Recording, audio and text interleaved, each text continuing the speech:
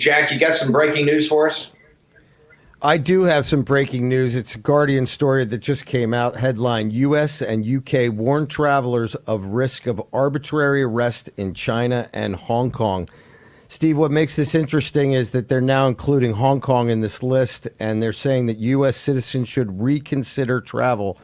The British say that there is also a risk of arbitrary detention, including of British nationals. It looks like we're stepping it up, Steve, and I think it's high time. Jack Posobiec, you're a naval intelligence officer, speak perfect Mandarin. This is a pretty big deal, right? I've never seen ever since we cut the deal with Deng Xiaoping back in the 80s.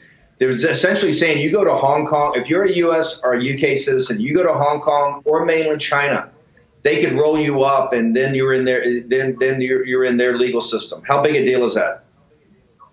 Yeah, Steve, this is something that you would normally see only for mainland China. You'd never used to see something like this for Hong Kong, the Special Autonomous Region.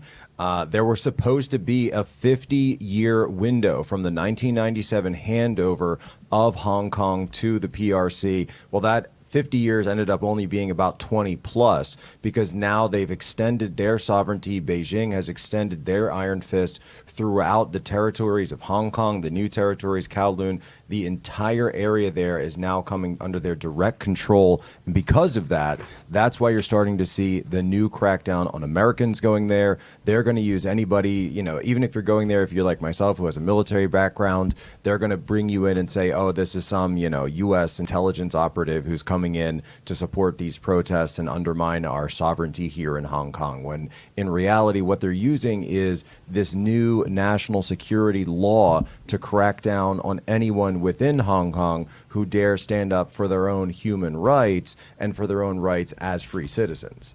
But you talk about decoupling the economy. I don't know how the American financiers and the American corporatists are going to be able to go over there and not be looking over their shoulder. For any reason now, the U.S. government and the U.K. government are telling you, hey, they can just roll you up. Let's get back to Bill McGinley. You heard it at the open here. Hawkfish. Remember, Hawkfish is owned by Michael Bloomberg. Who's Michael Bloomberg? He's the guy that's going to put $100 million into the state of Florida to defeat Donald Trump. He's also the guy that Memorial Day a year ago in Singapore at the Bloomberg conference interviewed Wan Shan. Yes, the most corrupt guy, is more corrupt than Xi. Wan Shan is the most important political figure in the world when he did his interview. We'll show more of that later this week. Michael Bloomberg kowtowing to Wan Shan, the Chinese Communist Party, which he's deeply in bed with. He's announced $100 million for legal, ground game, advertising, all of it in the state of Florida. He understands how important it is.